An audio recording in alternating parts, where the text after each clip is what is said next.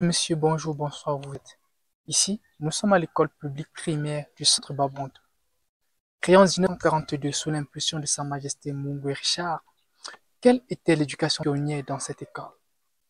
Rendue à sa 81e année d'existence, que peut nous enseigner cette école qui a formé autant de cadres intellectuels, ou du moins d'écoles d'avant et d'aujourd'hui? Y a-t-il un fossé? Un adage dit, avant, les écoles d'avant formaient les enfants des paysans en principaux intellectuels. Aujourd'hui, les écoles d'aujourd'hui forment les enfants de ces intellectuels plutôt en principaux cancres. Fiction ou réalité, nous le saurons. Récemment, le ministère de l'Éducation de base mettait sur pied une loi, celle de limiter l'âge minimum au certificat d'études primaires à 12 ans. Quel est l'impact de cette loi sur l'éducation scolaire à Babonto? Aujourd'hui, on dénombre près de 9 écoles primaires dans le groupement Babonto.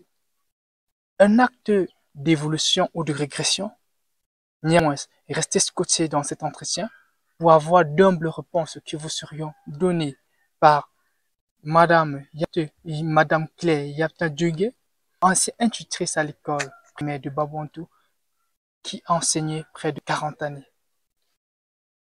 Vous et votre maison, c'est une histoire d'amour presque parfait si seulement il n'y en avait pas autant de coupures d'électricité et de factures énergétiques. Savez-vous qu'avec Recap Cameroun SA, leader en énergie solaire avec son partenaire allemand SAM, leader mondial des onduleurs, vous pouvez faire d'énormes économies en électricité et finir les coupures d'électricité? Nous avons sollicité Recap parce qu'on était dessus de Eneo.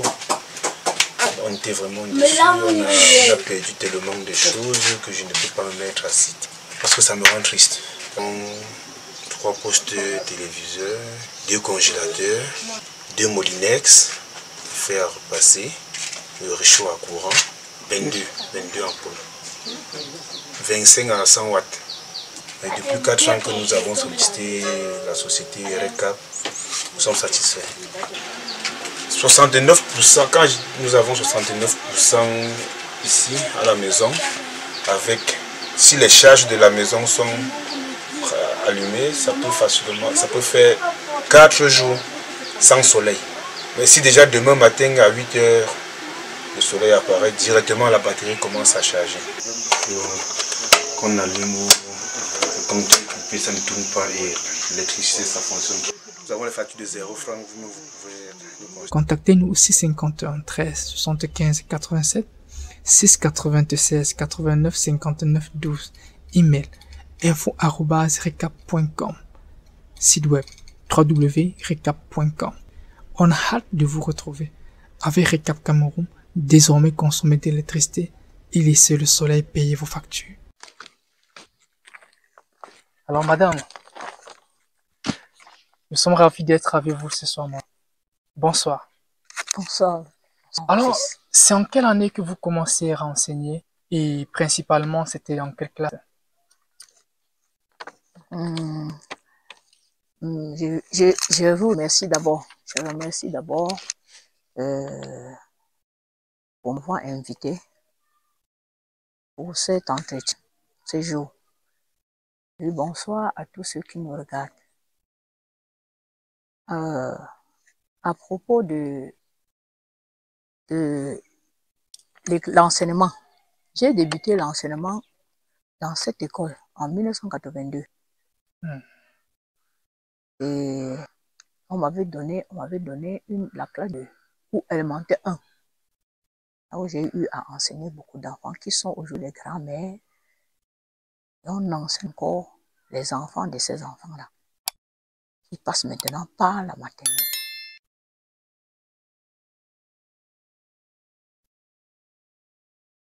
Beaucoup de ces enfants sont dans l'administration. Beaucoup se demeurent de par-ci par-là des postures. En 40 ans, vous avez pratiquement formé les présidents et des ministres. Ah oui. Ils sont nombreux. Beaucoup sont ceux qui nous voient avant de se rappeler que vous m'avez enseigné dans telle classe là. Vous m'avez enseigné dans telle classe. Nous sommes ravis quand on rencontre ces enfants-là. Et c'est ça qui fait notre joie, notre fierté, dans l'ensemble, comme quand on est enseignant. Donc, ces enfants que j'ai enseignés au cours élémentaire 1 de cette année, les enfants de leurs enfants sont maintenant à l'école primaire ici, dans les différentes écoles, un peu partout. Voilà. Alors, rendu à toute cette question, madame, je vais ici déjà rappeler à beaucoup de personnes que moi qui suis devant vous, je suis aussi un de vos élèves et vous m'avez très bien formé. Je veux dire, vous qui avez formé autant de cadres intellectuels, autant de cadres de la République, comment vous procédez avant pour éduquer les enfants? À ce niveau, vraiment, avant, les enfants étaient, je veux quoi, peut-être ignorants. Les enfants n'étaient pas éveillés comme cette année, en cette période. Les enfants étaient compréhensifs. D'où ils suivaient les règles. Quand on disait à un enfant, ne touche pas à ça, il comprenait. Et dès qu'il tentait encore de toucher, deux fois, maman dit bien, le maître dit, la maîtresse dit, ne fais plus, ne répète plus. Si tu répètes encore, je vais faire telle chose, je vais te punir. Là, l'enfant avait peur. L'enfant avait peur de retoucher pour être puni. Nous sommes actuellement, vraiment, les enfants sont, je ne sais pas, où c'est on parlait de siècle de vitesse, mais où c'est la mémoire des enfants qui est aussi rapide que ceux de la mémoire d'avant. Mais à ce que je sache, les enfants d'avant étaient vraiment dociles. Ils étaient dociles. Ils cherchaient à avancer et non régresser. Non, ils avançaient. Ils cherchaient à avancer. Il y avait très moins d'enfants qui étaient délinquants. Quand la délinquance était, on essayait de ramener ces enfants pour qu'ils soient en règle. On essayait de les ramener. Et beaucoup de parents venaient plutôt vers les maîtresses, les maîtres, pour qu'ils mettent leurs enfants sur les rails. Oui. Mais ce n'est pas la même chose cette fois-ci. Ce n'est plus la même chose. Parce que actuellement, quand un maître veut mettre l'enfant sur les rails, si l'enfant, si on punit l'enfant, c'est le parent qui sera le premier à venir se plaindre. Tu as fait ceci à mon enfant, tu as fait comme ça, que ça ne se répète plus. Et devant cet enfant, déjà quand elle fait comme ça, l'enfant ne doit plus prendre la maîtresse ou bien le maître comme il ne doit plus respecter le maître. Et maintenant, tout ce que la maîtresse a enseigné, ça ne doit plus pénétrer comme il fallait. Donc, pendant que les années passent, les choses changent. Les choses changent. Évidemment. Ça change. Mais nous nous posons toujours la question, avec cette allure, que deviendra ce monde? Que deviendra ce monde? Parce que au fur et à mesure que les années passent, les choses ne font que s'empirer. Les choses ne font que s'empirer. Au niveau intellectuel. Au niveau intellectuel. Parce que nous avons constaté que, moi particulièrement, j'ai constaté que avant, les enfants cherchaient beaucoup. On amenait les enfants à beaucoup chercher pour arriver à la réponse. Mais nous avons constaté que cette fois-ci, il y a tellement une facilité aux enfants. Ils ne parviennent plus à réfléchir mûrement pour répondre à une question. Ils cherchent la facilité. Bon, actuellement, on a commencé par le téléphone, oui. Le téléphone portable, la télévision qui est venue. Et ça nous... Ce que les enfants voient, ils veulent imiter. Et nous, moi je me dis que nos enfants captent plus vite les mauvaises choses dans la télé. Ils captent plus les mauvaises choses. Par exemple, un enfant en classe. Avant, les enfants récitaient leur résumé. Ils récitaient. Tu suivais un enfant qui va aller puiser de l'eau, en route en train de réciter ses résumés. Ou bien en train de travailler, il récite, il est en train de réfléchir sur ce qu'on a fait en classe. Mais actuellement, tout ce que l'enfant récite, c'est de parler de ce qu'il a vu dans la télé. Il raconte plus ce qu'il a vu ou bien entendu chanter par un chanteur. Il capte vite, le plus rapidement possible. Tout à l'heure, j'ai rencontré un groupe d'enfants. Ils étaient là en train d'apprendre à chanter les chansons, les petites chansons qu'ils ont compris chanter par des musiciens, au lieu de réfléchir sur ce qu'ils vont travailler à l'école.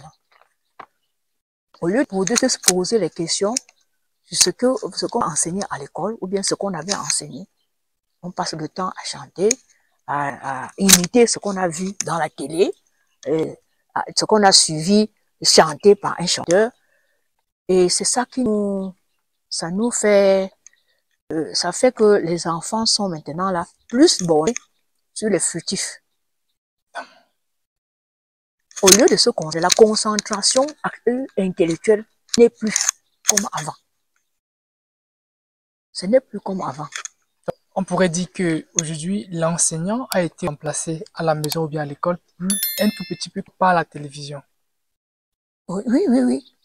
La plupart du travail maintenant, c'est la télévision. Puisque les enfants ne se donnent plus. À la maison, qu'est-ce qu'il faut faire? Il faut que, quand maman dit, dès que tu rentres de l'école, tu révises tes leçons, ou bien tu vas d'abord puiser de l'eau, tu laves les assiettes. L'enfant ne sait pas qu'il faut que j'aille vite pour revenir et réviser mes leçons. Évidemment. Si tu vas à l'eau, il va d'abord traîner, il revient. Tu faisais quoi? Bon, il y avait beaucoup de gens.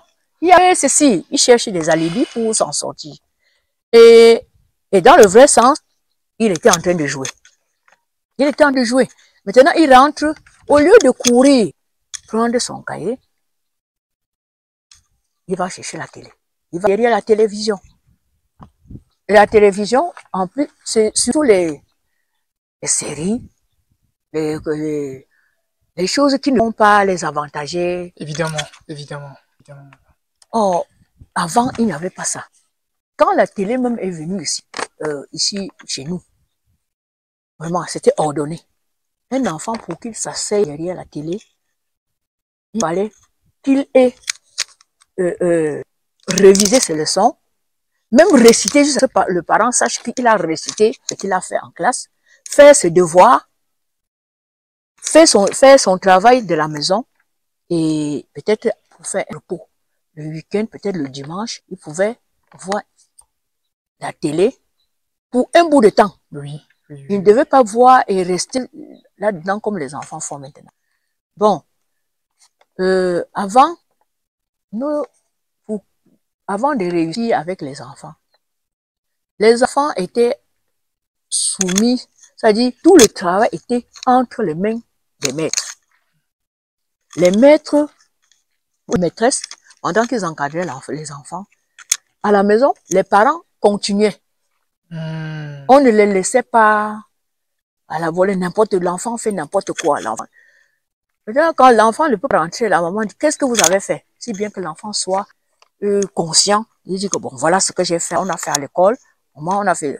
il y a telle série qui passait là, je vais voir. Bon. Et le lendemain, il y a des enfants. On parvient, quand la maîtresse donne les devoirs, on se rend compte qu'il y a beaucoup qui n'ont pas fait les devoirs. Ils n'ont pas fait les devoirs. Pourquoi? Parce qu'ils étaient distraits, ils n'ont pas suivi ce que les parents leur demandaient, ou bien la maîtresse a demandé à l'école. Donc, il y a beaucoup de choses qui sont en train de... Les inconvénients de la nouvelle technologie.